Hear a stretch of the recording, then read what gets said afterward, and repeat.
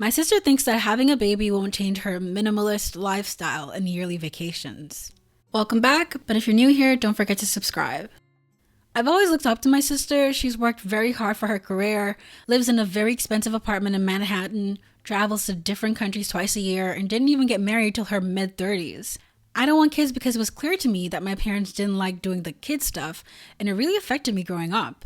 My parents never came to my sports games, never wanted to play with me, wouldn't watch kid TV shows, worked constantly, never wanted to go to kids' parties, and forced me to go to boring adults-only vacations like touring a winery.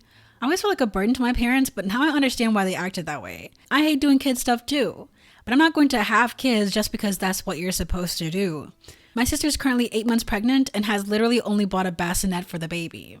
She has some clothes that other people gave her, but she doesn't have bottles, diapers, toys, formula, or anything else a baby might need. At first, I thought it was kind of refreshing because new moms always seem to go overboard with stuff that's just going to be pooped on or outgrown almost immediately. But I realized that she thinks a baby won't change her life at all. She describes herself as a minimalist, and she doesn't want a lot of clutter around her apartment. She won't buy toys for the kid because babies don't need toys. The world is amazing to them. You won't need those till he's like 4 or 5, and they would just be messy. She still plans on going abroad twice a year and justifies it by saying, "We'll go somewhere near an ocean. Kids love water. He can play in the ocean while we lay on the beach." I don't like kids, but I can't wait to play with this kid and be the cool aunt who lets him have a teddy bear and watch Paw Patrol. This is actually insane to me because I know there's a lot of parents who actually think this way, that babies don't do much, they're actually not that hard to deal with. Yes, babies are boring to adults, but they're a lot of work. And this kid definitely sounds like he's going to be endangered, at least until this girl figures out that kids need proper supervision, especially infants, because they would put literally everything and anything in their mouth. You need to do so much work in your own home to baby-proof it. What does she think baby-proofing even means? Like, it's not just some word that people throw around. It's necessary things to ensure the safety of your child. And number 2, why would you let your infant, your child, that's under the age of 4 or 5, play in the ocean by themselves while you are not watching them? You're tanning, which means you will probably fall asleep. You will not be paying attention. Kids don't know safety. You have to teach them how to be safe. That's how this works. Parenthood is a teaching experience for the child, and you're learning how to teach someone how to be a well-adjusted person who can take care of themselves. And that involves keeping them safe for the time that they cannot. What does she think children do? They're not just there. They're not just toys. And they're definitely not pre-trained. They come out the womb fresh. You have to feed them, take care of them. What is going on? This is so scary. Actually, I don't know if this person thought about whether or not they wanted to have children, but it definitely seems that she didn't put much thought into it if she doesn't even know that you're supposed to watch the child. This person is past mid-30s. There's no excuse. Minimalism is fine, but you need to be well prepared. You need to be more prepared than an average person, than an average parent. I'm talking copious amounts of research and knowing what you're getting into. And to be honest, I think you do need experience to know what exactly you're going to be missing and what extras you're going to need. Because even though minimalism is trying to reduce waste, reducing the excess, you're going to need excess with children. They do that. They waste things. You can teach them, but it's going to take a while to train them. But my question is, why is it that child-free people on average know more about raising a child and keeping a child safe than your average person who doesn't think about whether or not they want to have children and just assume that they do? And then they go ahead and do stuff like this. You're right, and it drives me nuts. Them. I love it when people who don't have kids know how to raise kids or mine. Me. Yeah. Child-free people usually spend significant amounts of time going over the reasons not to have children, fully appreciating, realizing, and understanding the full cost of children from a variety of ways. Most people don't even have the 100,000 K in the bank the kid needs in the first year. While you were all picking out nursery wall paint colors and indulging in fantasies of what parenthood would be, we were over here actually thinking logically, practically, and financially. How's your free time? Your stress level lately? I think we get the far better deals. Yeah, I have a feeling motherhood is going to slap this poor woman in the face. Hard. I've known minimalist and eco-friendly moms who bought everything secondhand. Cloth, diaper, they all gave up on that after the first few months and generally didn't indulge in anything but necessities. However, That list of baby necessities is long. If OP's sister isn't bottle feeding, she's gonna need a breast pump and ways to store milk. The baby needs a carrier, baby safe soaps, a crap ton of cloths for the bodily fluids, play mats, and swaddles for safety and comfort. The list goes on. This whole "the world is entertaining" shtick is hilarious to me. The sound of a TV and ceiling of your home is not entertaining for an infant, much less a kid under 5. Has this woman ever met a 2-year-old? That kid would be chewing wires, climbing shelves, and bothering mommy out of desperation for something to engage with, if she can actually hold to not buying the kid a single toy until age 5. Can confirm, I was born at 7 months and my parents hadn't bought anything yet.